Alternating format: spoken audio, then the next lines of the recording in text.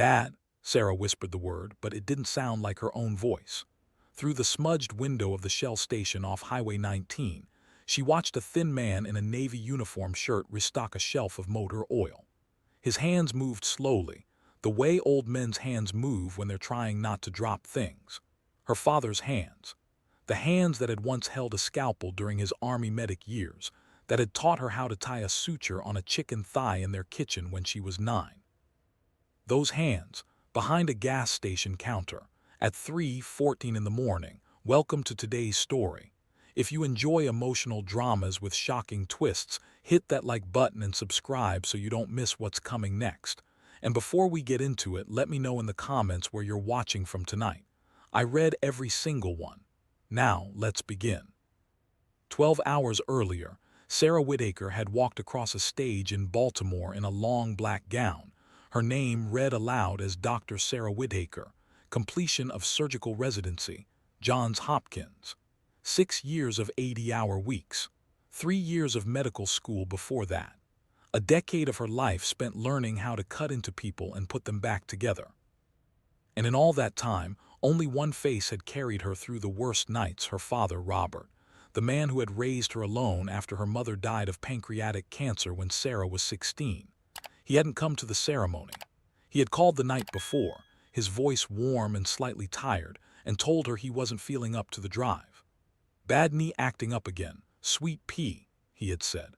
"But you walk that stage knowing your old man is the proudest dad in Georgia."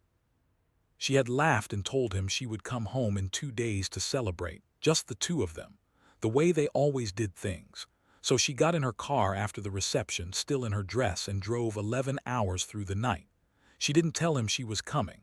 She wanted to see his face when she pulled into the driveway, when she opened her arms and said, "I'm home, Dad, for good this time." A surprise, a reward, the end of a long, long road. The sun rose over the pines as she crossed the Georgia state line. By the time she reached the outskirts of their small town, Millhaven, population just under 4,000, the sky was a pale washed blue and the diner lights had started to flicker on along Main Street. She rolled down the window. The air smelled like pine resin and damp asphalt. Home. She turned onto Bramble Lane, and then she stopped. The house at the end of the street, the white clapboard 2-story where she had grown up, where her mother had planted azaleas along the porch, where her father had hung a tire swing from the oak in the front yard, that house was wrong. Plywood covered every window. A faded yellow sign stapled to the front door read "No trespassing." Bank property. The grass had grown waist-high. The tire swing was gone. Sarah sat in the driver's seat with both hands on the wheel and tried to make her brain accept what her eyes were seeing. This had to be a mistake. Wrong street. Wrong house. But the oak was there. The dent in the mailbox where she had hit it with her bike when she was 12 was there. The crooked porch railing her father had been meaning to fix for the past 15 years was there. She got out of the car. Her legs felt strange under her, like they belonged to someone else. She walked up to the porch, the boards creaking beneath her shoes, and pressed her palm against the plywood over the front window as if she could somehow push through it and find her father on the other side in his armchair, watching the morning news. A voice came from behind her. "Sarah, Sarah Whitaker, that you?" She turned. An older woman stood on the sidewalk, a small dog on a leash beside her. Mrs. Pendleton, their next-door neighbor for as long as Sarah could remember. Her face was kind but uncertain, the way people look when they have to deliver news they don't want to deliver. "Mrs. Pendleton," Sarah said, her voice barely worked. "Where's my father?" The older woman hesitated, glanced at the boarded windows, then back at Sarah, her grip on the dog leash tight. "Honey," she said slowly, "did Robert not tell you?" "Tell me what?" Sarah said. The words came out sharper than she meant them to. She softened her voice. "Mrs. Pendleton, please. I just drove 11 hours. I don't understand what I'm looking at." The older woman's eyes filled with something that looked a lot like pity, and pity from a neighbor was a kind of language Sarah had learned to read in hospital corridors. It was the look families gave each other in waiting rooms when the surgeon walked toward them with bad news. Sarah braced herself. "He lost the house, sweetheart," Mrs. Pendleton said gently. "Going on close to a year now. Bank took it last fall." The world tilted slightly. Sarah reached out and steadied herself against the porch railing. "That's not possible," she said. "I talk to him every week. He told me he refinanced. He told me everything was fine." Mrs. Pendleton looked down at her dog, then back up. "Your daddy is a proud man, honey. The proudest I ever knew. He didn't want you to worry while you were finishing your training. Said you had enough on your plate. Where is he living?" "Last I heard, he was renting a room from Howard Kepler over by the lumber yard. But honey," she hesitated again, "if you want to see him right now this minute, he won't be there. He'll be at work." "Work," Sarah repeated. The word came out hollow. "Dad's retired. He's 67 years old. He retired 5 years ago." Mrs. Pendleton shook her head slowly, the way you shake your head at a child who hasn't yet understood that the goldfish isn't coming back. "He pulls the overnight at the Shell station off the highway. Has been since spring. My grandson stopped in for gas one night and called me crying. Wanted to know why Mr. Whitaker was running the register at 2 in the morning. Sarah didn't remember walking back to her car. She didn't remember turning the key in the ignition. She remembered only the feeling of her hands on the steering wheel, and the sound of her own breathing, and the road blurring at the edges of her vision, because she had started crying without realizing it. The Shell station was 4 miles outside town, a low concrete building under a faded red and yellow canopy, with a single row of pumps and a flickering sign that read open 24 hours. Sarah pulled into the lot at 3:08 in the morning, 6 hours later than she had planned, having sat in the parking lot of a Waffle House for half the day trying to figure out what to say. She didn't go in right away. She parked at the far edge of the lot where the shadow of an old oil drum hid her car, and she watched. There he was, through the window, her father. He looked smaller than she remembered. That was the first thing. He had always been a tall man, broad through the shoulders from years of construction work after the army, but the man behind the counter was stooped now, his uniform shirt hanging loose on his frame. His hair, what was left of it, had gone completely white. He was restocking a shelf of motor oil, lifting each quart slowly, placing it with care. A young man in a hooded sweatshirt came in, bought a pack of cigarettes, and Robert smiled at him. The same warm, patient smile he had always given strangers. The smile of a man who believed everyone deserved one kind moment in their day. Sarah pressed her forehead against the steering wheel and let herself cry. Really cry.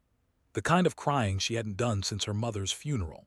She cried for every phone call where he had told her he was fine. For every Christmas package she had sent him with expensive cologne he probably couldn't afford to wear out anywhere. For every time she had said, "I'll come visit soon, Dad," and then chosen to stay in Baltimore for one more rotation, one more case, one more line on her resume. A decade. A decade of him telling her he was comfortable, comfortably retired, comfortably alone, comfortably proud. She wiped her face with the heel of her hand, took a breath that didn't quite reach the bottom of her lungs, and opened the car door. The bell above the entrance rang as she stepped inside. Her father looked up from the motor oil shelf, and for one long second he didn't recognize her. It was the dress. She was still wearing the dress from the reception, a simple navy thing she had grabbed in a hurry that morning, but it wasn't what he was used to seeing her in. He was used to scrubs and grainy video calls.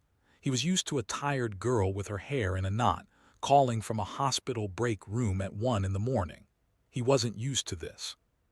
A grown woman standing in his fluorescent-lit gas station at 3 a.m., her makeup smeared, her eyes red, holding the door open like she had forgotten how to close it. Then his face changed. The recognition came slow at first, then all at once, like a sunrise hitting a window.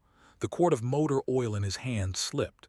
It hit the linoleum with a dull thud and rolled toward the candy rack. "Sarah," he said. That was all, just her name. Spoken like a man who had been holding his breath for 10 years. She tried to say something back. She had rehearsed it in the parking lot. She had practiced being calm, being a doctor, being the daughter who could handle anything. But the moment his eyes met hers, every rehearsed word evaporated, and what came out instead was a sound that wasn't quite a word at all. Just a small broken noise from the back of her throat.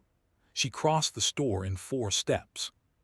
He came around the counter slower, his bad knee catching, and she met him halfway in the snack aisle between the chips and the beef jerky, and she wrapped her arms around him so tightly she felt his ribs through the thin fabric of his uniform. He smelled like gasoline and the same drugstore aftershave he had worn her whole life. He smelled like home. "Hi, sweet pea," he whispered into her hair. His voice cracked on the second word. His arms went around her, careful and trembling. "Hi, baby." Neither of them spoke for a long time after that. They just stood there, holding each other in the fluorescent light, while the freezer hummed and a country song played softly from the speaker in the corner. A truck rolled by on the highway outside. The bell above the door did not ring again. When she finally pulled back, she kept her hands on his shoulders, as if she was afraid he might disappear if she let go. She looked at his face, really looked at it. There were lines around his eyes she didn't remember, a small cut on his chin where he had nicked himself shaving.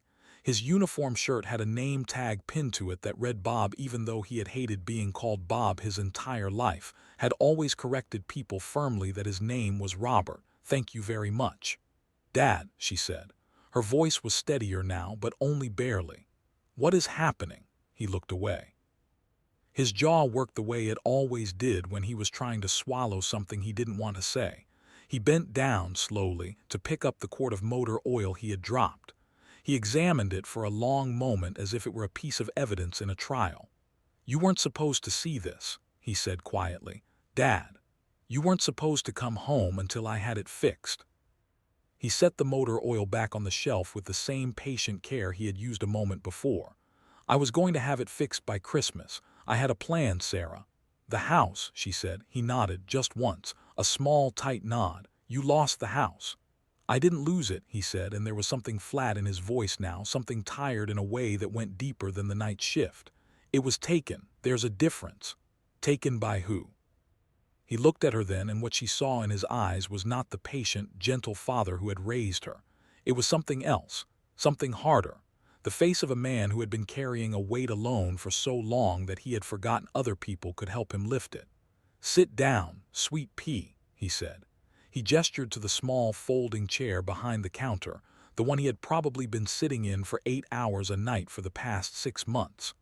"I'll make us some coffee. There's a lot I need to tell you."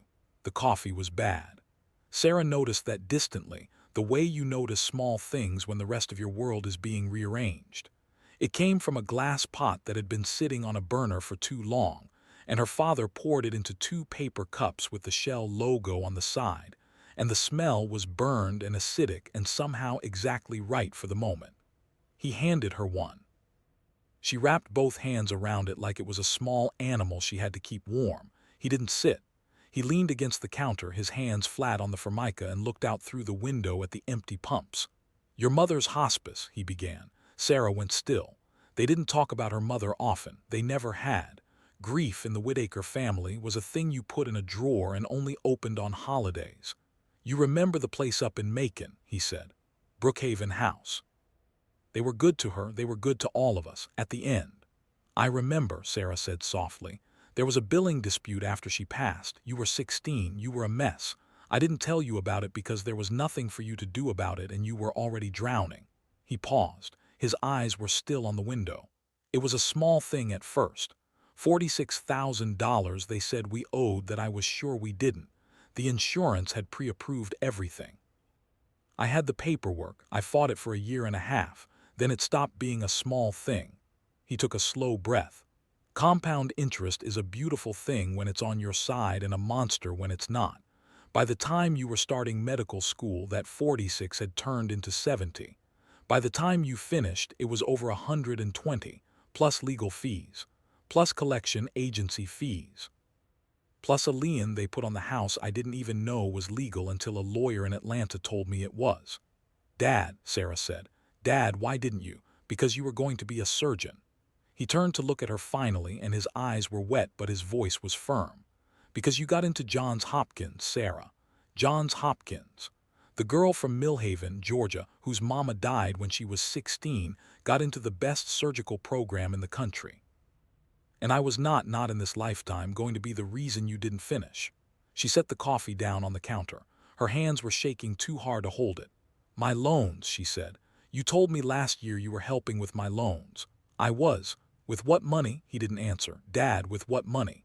With this, he said, and gestured vaguely at the gas station around them. The motor oil, the candy rack, the chair behind the counter, and the pension, what was left of it. And the equity from the house before they took it. I sent you what I could every month so the interest wouldn't eat you alive the way it ate me. I figured by the time you finished residency and started making real money, you'd be a few years ahead instead of a few years behind. That was the plan. You were paying my loans, she said slowly, from a gas station register. It's honest work, Sarah. That is not the point, and you know it. He nodded. He did know it. She could see it in his face. He had known it every single night he had pulled on that uniform shirt with Bob on the name tag, and he had done it anyway. She put her face in her hands, not crying now, just trying to think. Trying to be the surgeon she had spent a decade becoming, the woman who could look at a bleeding patient and decide in 8 seconds what to clamp first. Triage. That was what this was, triage. Okay, she said, mostly to herself. Then louder. Okay, Dad. Tell me about the billing dispute from the beginning. Everything you remember, every name, every date, every dollar. He looked at her surprised. Sarah, that's done. The house is gone. Fighting it now won't, Dad. She lifted her head. Her eyes were sharp now, dry.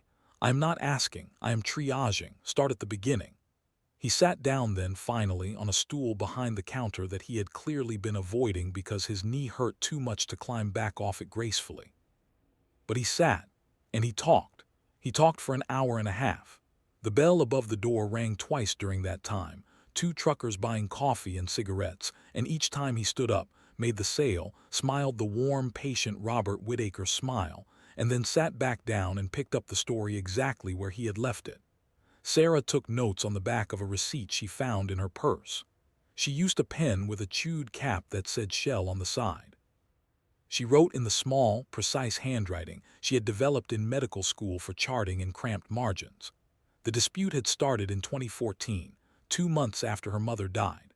A company called Meridian Health Solutions had sent a bill claiming Brookhaven House had been out of network for the final 3 weeks of her mother's care, even though the insurance had pre-authorized hospice through the same primary network the entire time. Robert had called. Robert had written letters. Robert had hired a lawyer he could not afford. The lawyer had told him to keep paying small monthly amounts in good faith while they fought it, which Robert had done faithfully for years. In 2019, the debt had been sold to a collection agency Sarah had never heard of. In 2021, it had been sold again. In 2023, a lien had appeared on the house. In 2024, the bank had foreclosed. Who handled the paperwork? Sarah asked. What paperwork? All of it. The hospice billing, the disputes. The lawyer's correspondence. Who saw it before you did? Who helped you with it? Her father hesitated. It was a small hesitation, but Sarah had been trained to notice small hesitations. In the operating room, a half-second pause from an anesthesiologist could mean a patient was about to crash.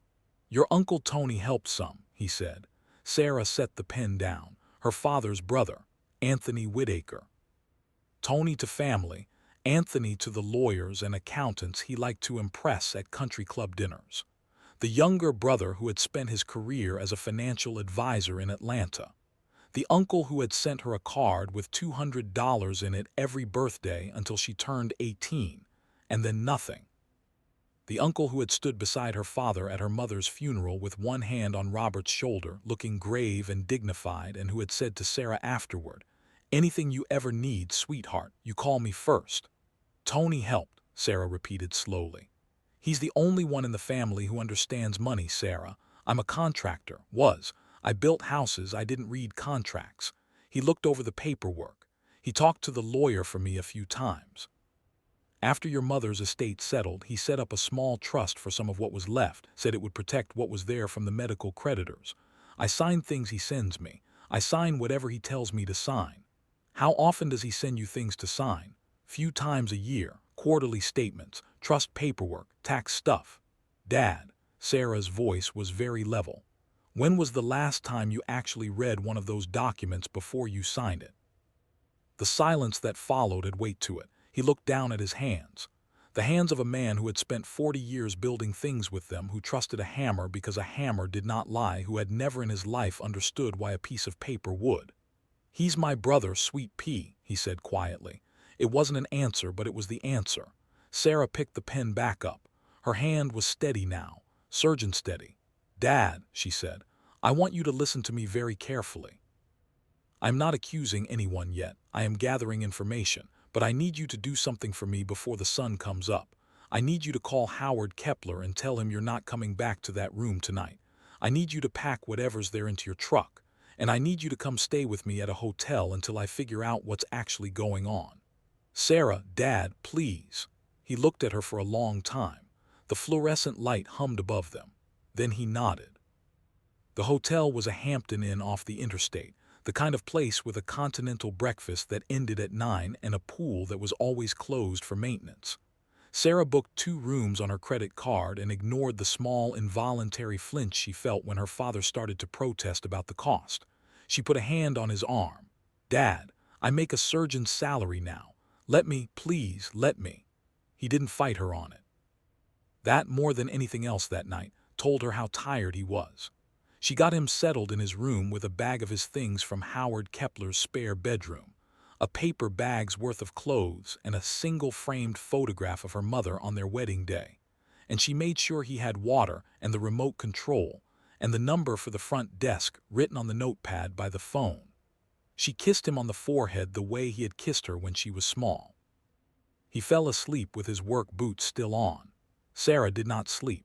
She sat at the small desk in her own room with her laptop open and the chewed shell pen in her hand, and she began to build a case the way she had once been taught to build a differential diagnosis. Symptom by symptom, eliminate the unlikely, test the likely, confirm with imaging. The patient in this case was her family's finances, and she suspected she was about to discover a tumor that had been growing for a decade. By 6 in the morning she had a list.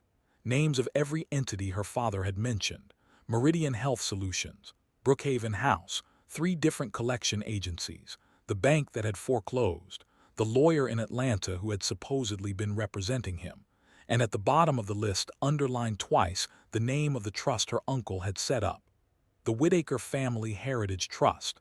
She made coffee from the little machine on the dresser. She drank it standing by the window, watching the sky turn pink behind the gas station signs and the truck stops along the interstate. Then she sat back down and started making phone calls. She had spent 10 years building a network. She had not realized until that morning how much of a weapon it was. Her medical school roommate, Priya, was now a healthcare compliance attorney in Washington. Sarah called her at 6:47 a.m. and told her the story in 15 sentences. Priya, half asleep, listened without interrupting. When Sarah finished, Priya was quiet for a long moment. "Send me everything you have," Priya said. "Every document, every name. I have a friend at the state attorney general's office in Atlanta who specializes in elder financial abuse. I'm going to call her right now." "It's 7 in the morning on a Saturday, Priya." "Sarah." Priya's voice was very dry. "You drove 11 hours from Baltimore and found your father working a graveyard shift at a gas station because someone in your family has been stealing from him for years. I will wake up the governor of Georgia if I have to. Send me the documents." Sarah hung up. She allowed herself, for the first time since she had walked into the Shell station, a single small breath of something that was not despair. Not hope exactly. Something more useful than hope. Leverage. She called the lawyer in Atlanta next, the one her father had thought was representing him. The man's secretary answered, sounded surprised that Sarah was calling on a Saturday, and put her through to him on his cell. He picked up at a golf course. Sarah could hear the wind and the distant sound of a cart. "Dr. Whitaker," the lawyer said when she introduced herself. There was a small pause. "I was wondering when someone in the family was going to call me." "What does that mean?" "It means," he said carefully, "that I have been sending detailed quarterly updates to the email address your uncle provided as the family's point of contact for the past 6 years. And it means that whenever I have asked to speak with your father directly, I have been told he was unwell and that all communication should go through Anthony. I have raised concerns about this arrangement in writing, multiple times." Sarah closed her eyes. "Mr. Garner," she said, "I'm going to need every single one of those emails and every single one of those concerns by the end of today." Dr. Whitaker, I can have them to you by lunch." By lunchtime Saturday, Sarah had a folder on her laptop desktop labeled simply WHITAKER, and inside it were 93 documents. By Sunday night, there were 241. By Monday afternoon, when Priya called her back from Washington, the folder was over 400 files deep, and Sarah had not slept more than 90 minutes at a stretch since she had left Baltimore. "Sit down," Priya said. "Are you sitting?" "I'm sitting." She wasn't. She was standing at the window of the Hampton Inn, watching her father in the parking lot below.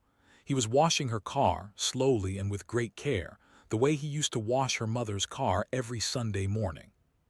He had insisted on doing it. He had said he needed to feel useful. Sarah had not had the heart to tell him he didn't have to earn his place in her life. She had let him wash the car. "Sarah," Priya said, "it's worse than we thought." "How much worse?" "My friend at the AG's office pulled the trust filings this morning. Your uncle has been the sole trustee of the Whitaker Family Heritage Trust since 2015. Your father is listed as the beneficiary but has no signing authority on the account. None. He never did. The original paperwork your father signed in 2015 wasn't what your uncle told him it was. It was a transfer of fiduciary control. Your father signed away the right to manage his own assets and never knew it." Sarah pressed her forehead against the cool glass.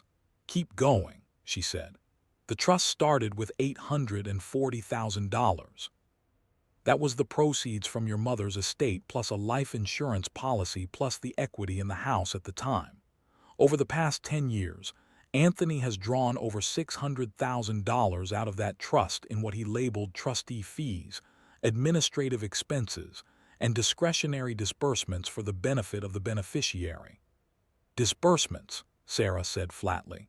"For the benefit of the beneficiary." "My father has been working overnight at a gas station, Priya." "I know. He lost the house." "I know, Sarah. Where did the money go? That's the part you should be sitting down for." Priya took a breath. "The medical billing dispute with Meridian Health Solutions, the one that started this whole thing. We pulled Meridian's records. The original bill was $46,000, exactly the way your father remembered it. It was paid in full. In November of 2014. By a wire transfer from an account at SunTrust Bank. Paid by who? By the trust, by your uncle, 3 months after your mother died." Sarah did not move. Outside, her father was buffing the hood of the car with a chamois cloth he had bought at the gas station. He looked content. He looked like a man who, for the first time in a long time, had somewhere to be in the morning that wasn't a cash register. "He paid the bill," Sarah said slowly. "And then he kept telling my father the bill hadn't been paid. He paid the bill, kept the receipts, never told your father, and then proceeded to charge the trust for 10 years of legal fees, administrative costs, and, quote, debt service, unquote, against a debt that did not exist. He used the fake debt as justification for putting a lien on the house. He used the lien as justification for foreclosure. When the bank sold the house, the proceeds went to the trust, which he controlled. He cleared just over $200,000 in that single transaction. My father lost his home so my uncle could buy himself an extra 200 grand. Sarah, your father lost his home so your uncle could pay off a yacht. We have the marina records. He bought it in cash 6 weeks after the foreclosure closed. He named the boat the Anthony's Pride." Sarah laughed. It was not a kind laugh. It came out short and sharp and surprised her with how much rage was in it. She had not known in all her life that she was capable of a laugh like that. "Okay," she said. "Okay, what do we do?" "We file Monday morning. The AG's office wants to move fast because there's a statute of limitations issue on some of the older transfers. They are prepared to seek an emergency injunction freezing every account Anthony controls. But Sarah..." "What?" "You're going to have to tell your father." She told him that evening, in the small breakfast room of the Hampton Inn, with a plate of cookies between them that the front desk had set out at 4 o'clock, and that neither of them had touched. She had thought about every possible way to say it. She had drafted sentences in her head while she watched him wash the car. In the end, she just told him. The way she had been taught to deliver bad news to families in the surgical waiting room. Plain words, short sentences, no medical jargon, eyes on the patient. She told him about the bill that had been paid in 2014. She told him about the trust. She told him about the yacht. He listened without speaking. His hands were folded on the table in front of him. He had washed them 3 times since coming inside from the parking lot, and they still had a faint shadow of grease around the nails that he hadn't been able to get out. He looked at his hands the whole time she was talking. He did not look at her. When she finished, the room was quiet except for the soft hum of the ice machine in the corner. "I signed those papers," he said finally. "I signed every one of them.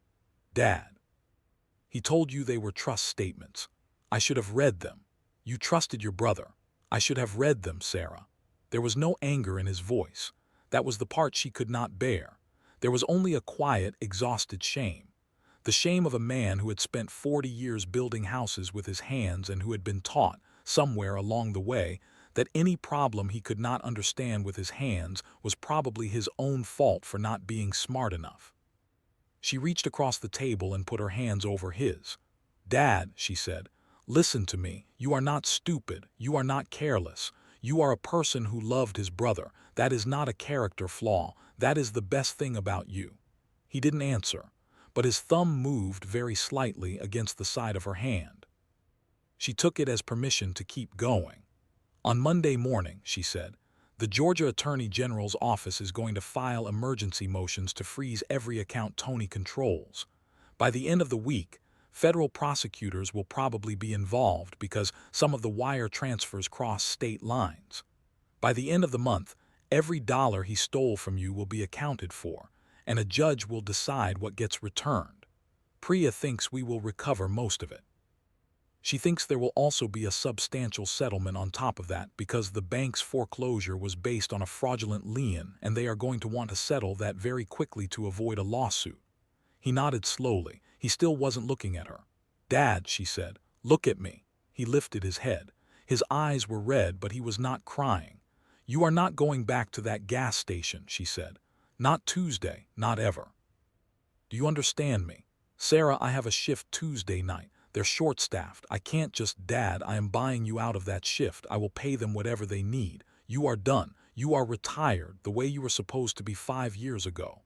He was quiet for a long time. Then he said very softly, "I don't know what I would do with myself." She had been waiting for that. She had been thinking about it for 2 days. She had a plan. She had not told him yet because she had wanted him to be ready to hear it, and she thought now that maybe he was. "Dad," she said, "can I show you something tomorrow morning, before church, just a drive, 20 minutes? He looked at her warily the way he used to look at her when she was 9 and trying to talk him into a puppy. "What kind of drive?" "The kind where I show you an idea I've been having, and you tell me if it's a stupid idea or a good idea, that's all. Just an idea." He almost smiled. "All right, sweet pea," he said, "show me your idea." She drove him out to the Shell station at 7 in the morning.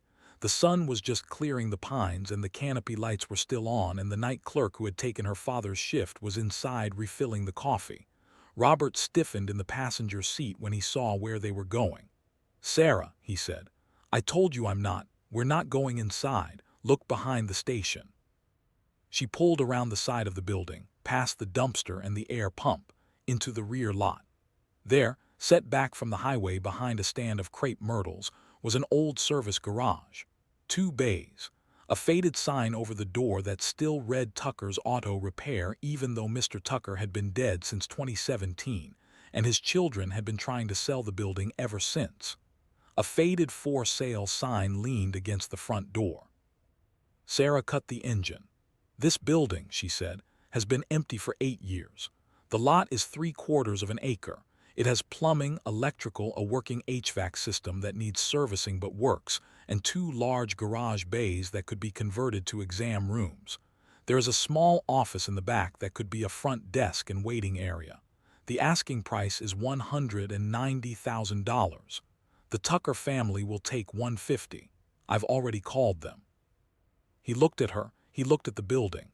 He looked back at her. "Sarah, there is no free overnight clinic in this county, Dad. There isn't one in the next county either. The closest urgent care that takes uninsured patients is 45 minutes away, and it closes at 9 p.m. The nearest emergency room is an hour. People in this town who get sick at 2 in the morning have 2 options. They drive an hour, or they wait until the morning and hope they're still alive to drive somewhere then. I know because I asked Mrs. Pendleton, and she told me about 3 different neighbors who waited because they couldn't afford the ER and one of them didn't make it. His jaw moved. He looked out through the windshield at the garage. The early light was hitting the faded paint on the door. A small bird had built a nest in the gutter. "I want to open a clinic here," Sarah said. "Free of charge, overnight hours, 10 p.m. to 6 a.m. to start. I'll cover the medical end. A nurse practitioner I trained with in Baltimore has already said she's interested. I have grant money I can apply for through Johns Hopkins, and I have my own savings, and once the settlement comes through, you'll have more than enough to put some of yours in too if you want to be a partner. But—" She paused. "But what I really need, Dad, is someone to run the front. Someone to greet people when they walk in scared at 2 in the morning. Someone to make them feel like they walked into a place where somebody is glad to see them. Someone who knows how to smile at strangers at 3 a.m. like they deserve one kind moment in their day." He didn't say anything for a long time. He just looked at the building. "I don't have any medical training, Sweet Pea." "You don't need medical training to be the person at the desk. You need to be kind, and you need to know this town, and you need to remember names. You have done all 3 of those things every day of your life. Sarah," his voice was very quiet, "I'm 67 years old. I know, my knee is bad. I know, there's a stool, there's also a chair, you can sit the whole shift, I checked." He laughed. It came out as half a laugh and half something else, something wetter, and he turned his face away from her toward the window for a moment. She didn't push. She had said what she had come to say. She let him sit with it. After a long while he turned back. "What would we call it?" She smiled. She had been hoping he would ask. "I was thinking," she said, "the Eleanor Whitaker Memorial Clinic, after Mom." He nodded slowly and his eyes filled, and this time he didn't try to hide it. "All right, Sweet Pea," he said. "All right, let's go look inside." The clinic opened on a Tuesday in October, 14 months after Sarah had walked into the Shell station at 3 in the morning and seen her father behind the counter. The court case had moved faster than anyone expected. Anthony Whitaker had pleaded guilty in May to wire fraud and elder financial abuse in exchange for a reduced sentence, and was now serving 4 years in a federal facility in Alabama. The yacht had been seized and sold at auction. The proceeds, along with the recovered trust funds and the bank's settlement on the wrongful foreclosure, had been more than enough to buy Tucker's old garage outright, renovate it, stock it with equipment, and leave Robert with a retirement account that would carry him comfortably for the rest of his life. He had refused, gently but firmly, to retire anyway. On opening night, the parking lot was full by 10 p.m. Word had spread through the town in the way news spreads in small places, by porch conversation and church bulletin, and the woman who cuts everyone's hair. Mrs. Pendleton had baked a coffee cake. The mayor had come and made a short speech that nobody really listened to. The local paper had sent a reporter who took a photograph of Sarah and Robert standing under the new sign, which read ELEANORWHITAKER Memorial Clinic, open nightly. No one turned away.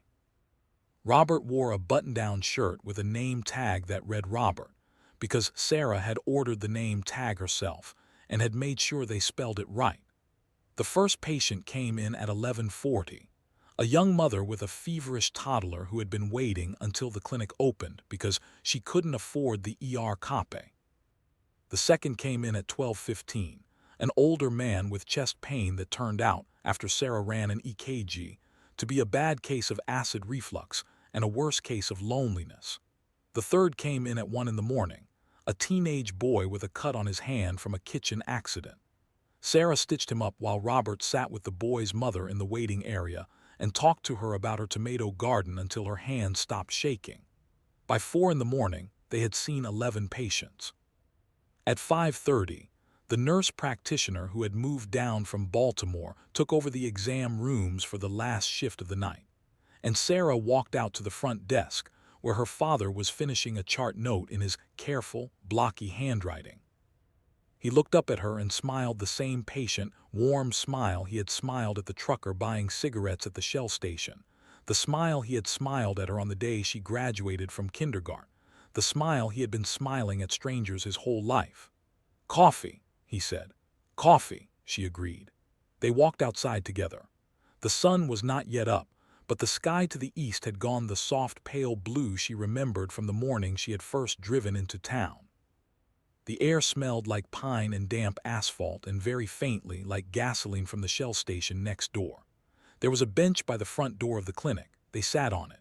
Robert had 2 paper cups in his hands, both with the clinic's new logo printed on the side, and he handed one to her. The coffee was good. She had made sure of that. They sat in silence for a while, father and daughter, both in scrubs, watching the sky turn from blue to gold over the pines. A truck went by on the highway. A bird started up somewhere in the crepe myrtles. "Thank you, Dad," Sarah said quietly. He looked at her sideways. "For what, sweet pea? For everything, for all of it, for the gas station, for not telling me, for telling me." He thought about that for a moment. "Thank you for coming home," he said. She leaned her head against his shoulder. He smelled like the same drugstore aftershave he had worn her whole life. The sun came up over the pines. Inside, somewhere down the hall, the nurse practitioner called a name, and a chair scraped, and a new day in a small town in Georgia began. If this story moved you, please give it a like and let me know in the comments what city or country you're watching from. And if there is someone in your life you haven't called in a while, maybe today is the day. Subscribe for more stories like this one. Good night and take care of each other.